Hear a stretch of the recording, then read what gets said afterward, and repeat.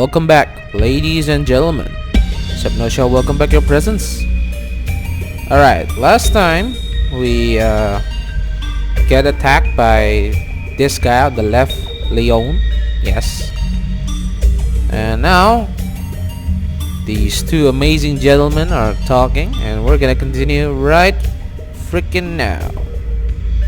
Leon, you're back early. Is the assessment over already? Yes, sir. I see. How did our new friend go? Did he meet your expectations? Yeah, I know, Suoh is pretty bad. I mean, he get completely owned by Leon. Like, from what I read, it's completely like a freaking amateur versus a professional is battling it out. It's like Bruce Lee in the Enter the Dragon. Sir, the boy has no aptitude for armed combat whatsoever.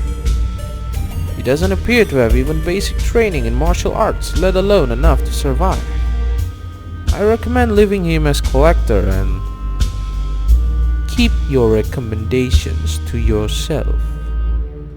Explain to me in detail what the two of you went through. Oh ho ho, that sounds very badass. He's speechless. Well done, Karasu. The boy showed up earlier than anticipated and tried to leave soon after entering. I ambushed him in the dark as he turned to leave. He turned around at the last minute but was unable to defend himself. That's disappointing. It wasn't until I turned the lights on and engaged him in unarmed combat that he was able to adequately protect himself. Whenever we turn to armed combat, however, that's enough. You can go now. You're the one who asked for a detailed explanation. Well, he is the boss, you know. He can do whatever he wants, okay? By the end of our first 30 minutes together, he could barely stand. The boy is hopeless in armed combat.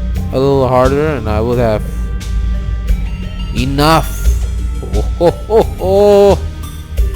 What part of "you can go now" did you not understand? Are you so insecure that you need to talk badly about your colleagues? How pitiful. Colleagues? How could you compare me to that brat? Don't make me call Sara and someone's gonna get stabbed in the back. Oh wait, he is also, I think, a pretty powerful fighter, so, you know. Not? So he's like, The moment Karasu nodded, a figure appeared behind Leon, reminding him of his position. He's like, yeah, you better not do anything funny. Do you not understand my boss said you can fucking go now? You keep doing that, you're gonna have a freaking sword to your back and neck. And you're gonna be like Andre, I mean. You yourself said that he preempted at your first strike. Moreover, you mentioned that he was successful in defending against your unarmed assault. Is that not what you just told me? It is, but he was just what? Just lucky? Oh ho ho! Is a little luck all it takes to preempt a trained killer? It doesn't matter. If he were a real target, I would have killed him with ease. What does it matter if he did well in unarmed combat? If it had been training, he would have died before ever getting the opportunity. Leon, don't push it too far now. You know someone's behind you, you know. I'm pretty well damn sure he's much stronger than you. You really don't understand, do you? See, this boy, this 17-year-old boy, a teenager with no history of martial arts or combat sports, was able to ward off the assault of a trained killer. A boy who until only weeks ago presumably had no knowledge of the underworld. In a matter of weeks, he has developed the instincts of a killer, proving himself competent enough to take the place of Andre, a 12-year veteran in this business. What he possesses is adaptability, and that is something you cannot simply learn. Speechless, get wrecked, boys. How dare you, me? What a freaking bitch. Do you want me to keep an eye on him? Straight to business, huh? Leave him be. For now. Ooh, for now. But if he's stupid enough to make the next move, see to it that it is his last. Oh, I already got my boss's protection, boys. Damn, Suoh, you're a genius. Sickness. Chapter 7. Lose the end.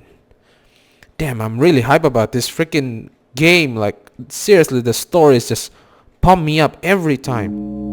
2 days later, Saturday night, September 24th, a different music in the background, and it's really creepy.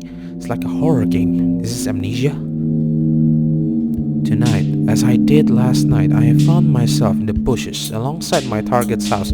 Oh yeah, we're gonna meet Lucia, right? It's a quiet hiding spot that I found just yesterday, one in which I can catch the occasional glimpse of my target without being seen by or losing track of them. I really feel like an assassin. As much as I'd like to just get this over and done with, I'm in no position to rush. Yeah, it's just slow and steady wins the race. Don't worry. Since the overwhelming defeat I suffered at the hands of Leon, I have done little more than rest. Well, don't worry. Even though it looks like defeat for you, your boss thinks it's a freaking triumph. I spent half of yesterday just lazing around the house, not moving an inch, and certainly not giving a return visit to the gym any thought. But while a relaxing day at home sounds envious to most, there remained just one problem. Sara. My sister, why do you do this to me? Unable to hide my injuries from the watchful eyes of my twin sister, I copped an earful as she berated me for hours on end.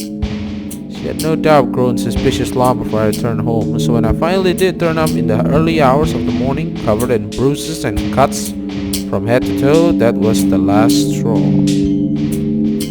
As easy as it's been to lie to my sister until now, that this time she wouldn't listen to reason. Sara didn't believe for a moment that I simply got into a disagreement with a coworker, and she certainly won't drop the issue anytime soon. Every moment we've spent together since then has been filled with incessant questioning and skepticism, finally reaching the point where I couldn't stand my sister's company. Oh shit, I never thought there would come a time when I'd be so happy to leave my sister's side, but no matter how much I love her, there's only so much I can take. Sara, be careful now. I have voices in my head. If you're gonna keep doing this, things will go very bad. I'm actually welcoming the duty over which I've been sitting on the fence. Okay, that was nice duty. Even if I have no desire to inflict injury upon my target, dealing with them seems like a more pleasant alternative to spending the night with my sister. Okay. In short, I'm running away from the harsh reality of my own life and taking it out on someone else. Yeah, that is life. Yeah, it is. No matter how... Oh wait. Ooh. A light switch on in the bedroom of my target, revealing a slender figure beyond the see-through curtains. Ooh. Is she changing clothes? I mean, what? No. Yesterday I followed my target home, returning in the dead of night to survey the area more closely. I had sought to gather information on my target's routine and home, looking for any opportunity or entry point, some way to get into contact with them. When I just knock. Hey, it's me! Unfortunately, what I found only made the task seem even more difficult. Is that like bodyguard or what? My target resides on the second story of a house shared with 2 other people. All 3 occupants sleep upstairs, and the only way to get to my target's room without risking their intervention is through the window. Okay, at this point in time, my body is far too weak to make such a climb. Even at 100%, I have difficulty scaling the side of a 2-story house. The only thing I don't understand from English is 2-story house, 3-story house, or something like that. What is that? It's like how you measure them or what? Unfortunately, I don't have any other choice right now. Let's be a ninja. Let's teleport. With the curtains drawn and the light dim once more, my target finally went to bed. How do you know that? Signaling that it was the time for me to make my move. Maybe she just wanted to watch a movie. Gotta dim the light, Hoisting myself under the fence separating my target's house from their neighbors, I grab onto the gutter of the neighbor's single-story home. I steadied my body as I stood up, balancing on the fence until the moment I made the first of 2 decisive jumps. I pulled myself under the roof of my target's house, then quietly crept up to their window, unlocked, and let myself inside. Here's Johnny! What? No. The moment I entered the room, my target's eyes greeted me unknowingly. What? Does he know? She gazed at me through eyes full of fear and confusion alike. Oh. Eyes that questioned whether the sight before them truly reflected reality and what would happen next. Too bad. I wanted to finish this while she slept. You intend to kill her without asking or anything? Perhaps I should have waited a bit longer. My target needs to be dealt with, but that doesn't mean she needs to suffer. She's done nothing wrong, at least not intentionally or with malice in her heart. She just needs to be silenced. That is freaking creepy. That is cruel and creepy. That word, those sentence, she just needs to be silence. That is so freaking evil. Like, holy crap, you're fucked up.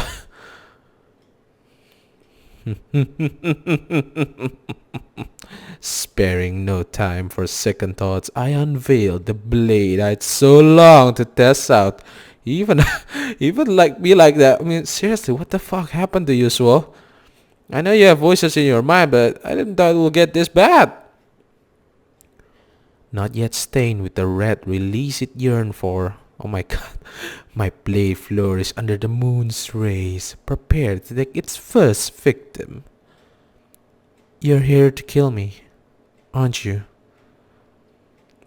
Had this situation been a tad different, this girl may have been spared, but by this point that is no longer an option. I progressed without saying a word, simply nodding in affirmations like, yes, I'm gonna kill you, so just stay calm. This will be painless, okay? I promise you. Unsurprised by her fate, the girl didn't scream or try to escape. Ooh, that is very brave, my girl. For every ounce of her being that desperately wanted to cling to life, the overwhelming consensus seemed to be that death was what awaited her. Will you at least tell me why? Oh, yeah, she's ready. Yeah, she is. So, why are you silent? You need to tell her. You should have kept your mouth shut, Miss Lucia. Content to abandon our conversation there and then, I traversed the final gap between us. Lucia didn't try to stop me as I closed in, or even as I sat down beside her. Short breath escaped her lips as I wrapped my arm around her and held her close, but still she showed no resistance. Then another breath escaped from Lucia's body, this time through a different opening. I gently traced my hunting knife along her throat, all the while keeping my left hand over her mouth. Is that right? Lucia tried to scream, but the air instead escaped through the new slit in her neck, further propelling the blood spray I'd already induced. Finally, Lucia tried to fight back, but by now she had no strength with which to resist. Her teeth made no impression on the glove adorning her face. Unfortunately for her, I had learned from my previous skills. No fingerprints, no abandoned weapons, or articles of clothing. And from this position, no blood to stain me. As I calmly analyzed my situation, Lucia's futile resistance grew even weaker. All she could do was bleed to death while I avoided the mess she was making. Concluding that Lucia had no strength with which to fight back, I began to look around her room, only then beginning to realize why she did what she did. Her walls are bare. She has no computer or television, no CDs, not even so much as a poster or handbag. All she has are books and a desk, both of which no doubt exist for the sole purpose of studying. Living like that, it's hard to blame her for seeking attention. It's only natural she'd crave a little excitement. Too bad she closed to do so by threatening my livelihood. Returning my focus to the task at hand, I noticed that Lucia had lost the last of her fight. Her lifeless corpse was still in my arms, kept upright only by the support I supplied. I guess my work here is done. Time to get out of here before... Knock knock. Who's there? Lucia? Aren't you asleep yet? Is Suoh able to imitate a girl's voice? Yes, Mom. Whether it was the sound of her earlier flailing or the footsteps of her murderer, Lucia and I had attracted the attention of her father. Oh shit. Oh, sorry. Yes, Father. Yes, Daddy. The thin door separating Mr. K from his daughter's cold-blooded creak opened, revealing to him an unimaginable scene. What is that? I swear, if you aren't asleep by the time I count to... Mr. Kai stopped himself mid-sentence, both physically and mentally unable to continue his train of thought. On Lucia's bed was the lifeless body of his daughter, and just beyond her corpse stood the teenager responsible for her gruesome death. And that moment of immobilizing shock was all I needed. Are we gonna murder the entire family now, Suoh? Are you fucking kidding me? Ouch! Now that's... Ow. Ow.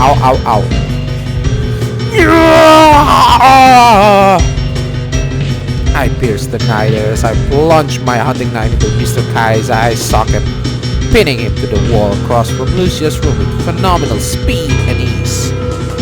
The way you say it, phenomenal speed, sounds amazing.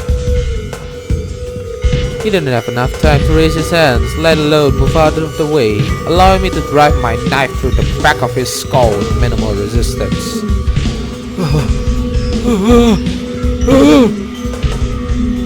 I think it's very good. No longer able to speak or think, Mr. Kai remained frozen, standing only thanks to my help. Free from the blade supporting him, Mr. Kai fell to the floor, unable to move an inch through his own free will. Even with Mr. Kai disposed of, however, my work was not yet done. That bastard should have muffled his scream the instant I struck. Thanks to his nosy nature and loud mouth, this is quickly becoming a massacre! Altered by her husband's scream, Miss Kai was huddled in the corner of her room, whispering on the phone. I really messed this one up. Time for a slaughter party! I was supposed to deal with Lucia and leave, a quick quiet job with only a single victim. But now... He's here! He's in the room right now! No, I don't know. It's too dark to tell. It doesn't look dark to me. Please, just hurry up and... Oh wait, I can't do that. How am I supposed to do that with a lady's voice? You know, I'm gonna leave you guys to try it. I don't even know. Okay, I'm gonna try it once. Sorry. My Suoh, your smile is freaking creepy. cut off by the sound of tearing flesh. Miss Kai's eyes lock into the steel blade protruding from her throat. She's like, what is this? Entering from behind, the blade made its way clean through her esophagus without any resistance whatsoever. What is esophagus? Ma'am? Ma'am? Are you still there? Miss Kai tried to speak, but with my blade lodged in her throat, doing so proved impossible. Her hand shook and the bone she was holding rocked from side to side, descending as the strength required to support its weight failed her. Ma'am! Ma'am! We're sending a patrol car over right now. Just stay on the line so we can...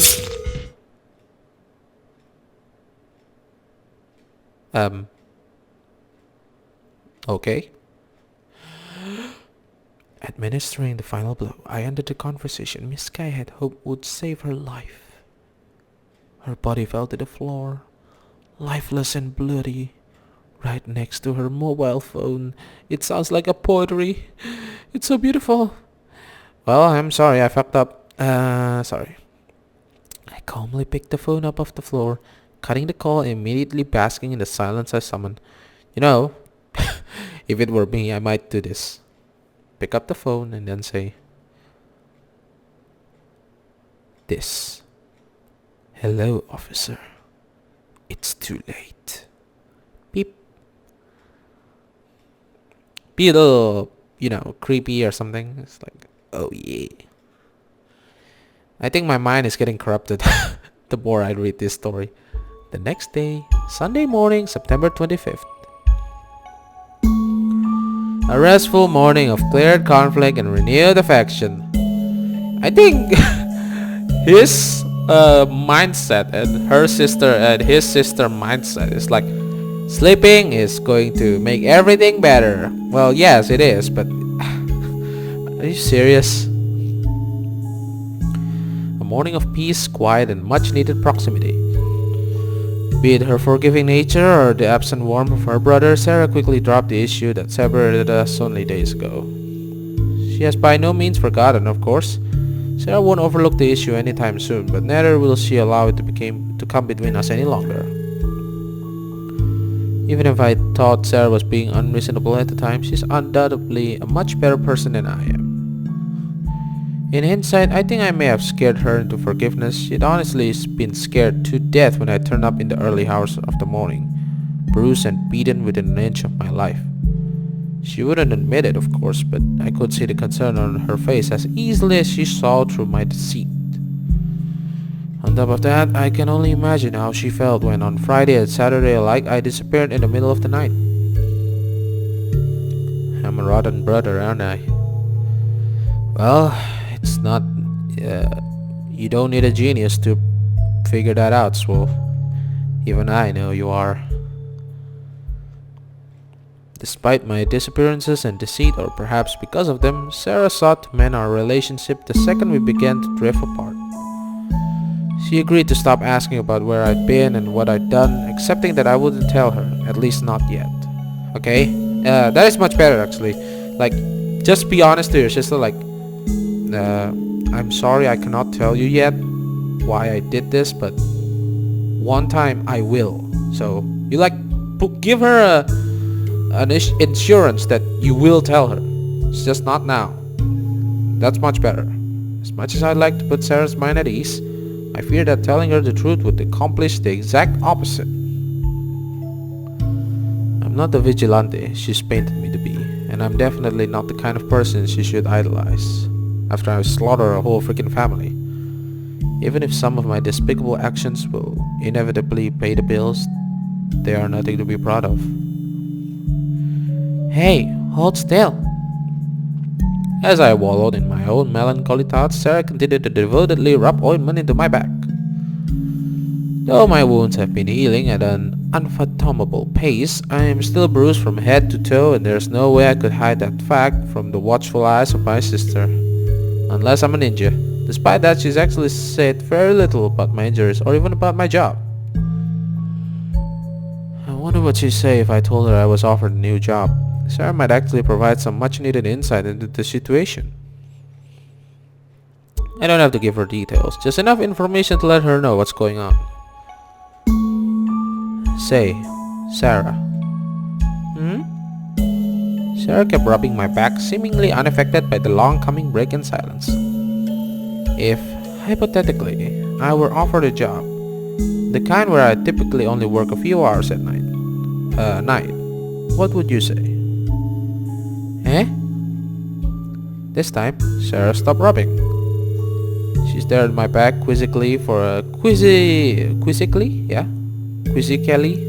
moment, wearing a concerned smile the next. A safer job? Well, I don't know about that. Well, I guess I can say this. There's no freaking way it's safer. Is it safer to slit someone's throat in the dead of night than it is to extort money from them in broad daylight? Let's see. Well, in hindsight, the night is better. Because daylight, they are all usually awake. Either way, as far as she's concerned, yes, a safer job. Yep, he agrees with me. As I confirm her wishful thinking, Sara reacted with neither relief nor excitement. The line felt rehearsed, as almost as though my answer was irrelevant. So, you might not be there when I go to sleep, but you won't be covered in bruises when I wake up? Hypothetically speaking. Pretty much. Sara thought my proposition for a moment, silently mulling over the potential ramifications. Of course, even if she doesn't say a word, Sara isn't hard to read. On one hand, I would be safe and I'd no longer have to fake 10 hours days. I wouldn't have to wake up early in the morning either. On the other, we'd have less time together overall. I might not be there for dinner. I might not be there at bedtime. Working nights, I also go to sleep later. In turn, I wake up later and miss out on our usual morning banter. A little later and I might not even be able to see her off. Personally, I don't mind what her choice is. I'm truly conflicted either way. This is a real lose-lose situation. Sara's movement slowed to a halt as her mind continued to drift further away. Sara? I just want you to be safe. She's lying. Yes, even I can tell that. Sara's too honest to lie about her feelings so blatantly. Contrary to the concern she displayed just moments ago, Sara wants me to take the hard, dangerous route. To her, my presence is worth more than my safety. Given the choice between a safe, healthy brother who she never sees and a cripple she can spend all day with, it seems she'd prefer the latter. So actually, my sister's mind is quite corrupted, and it might be even more dangerous than I am. That is not actually, assuring. Shit. Sara finished treating my back, and the rest of our morning went by rather quietly. She spent her time reading and doing her homework, occasionally glancing at the television while my mind drifted towards a topic I couldn't afford to share. Karasu gave me until the end of the week to reach a decision, and with night almost upon us, it will appear that I'm just about out of time. As if that wasn't enough, I also need to ensure that my work from last night went unnoticed. Oh yeah. After finishing off the final member of the Kai family, I located a bottle of bleach from under their sink, which I used to remove the fresh blood from my gloves and shirt. Oh wait, you can do that? Okay. Am I supposed to take a note? So no, I'm not gonna be that. I'm not gonna be like that. I'm a nice guy, okay? So stop assuming that I'm changing here. I then proceeded to steal some clothes from the late Mr. Kai's wardrobe, careful not to step in the puddle encroaching upon that room's doorway, and made my escape out the back door. A few fences later, I was in the clear. I was fortunate to get out of there before the police arrived, but was it enough? Did the wife manage to tell the police anything before I killed her? Did I accidentally leave a bloody shoe print? Will some of my hairs be found at the scene? All it takes is one little mistake and I could wind up in jail, if not the cemetery. Oh shit. Despite my worries over getting caught, I felt no sympathy as I recalled the manner in which I disposed of Lucia and her family. You already said that to me before. You feel happy about killing someone. For all my complaints about Marcus killing people unnecessarily, or my reservations about working for Karasu, in reality I had already stopped caring. I know I should feel bad about Lucia, but when I think about how her lies could have gotten me put into prison, I just can't. What happened with her family members was unfortunate. They shouldn't have died like that. I was careless, lingering longer than planned, and needed to kill them to make a clean getaway. But now that they're all gone, I just... Grrr. What? What's wrong with you? Pulling myself away from my dangerous thought, I found my sister staring at the television, groaning under her breath. Sara, what's wrong? Nothing's wrong. Come on, don't be like that. Just tell me what's wrong. Despite her claims, Sara continued to stare at the television, quietly voicing her discontent. What? Are you trying to turn it on telepathically? Shut up! And you mean telekinetically. What? Ouch. Even when she smiles away, Sara still corrects me. Do you want me to turn it on for you? No, I told you I need to do my homework.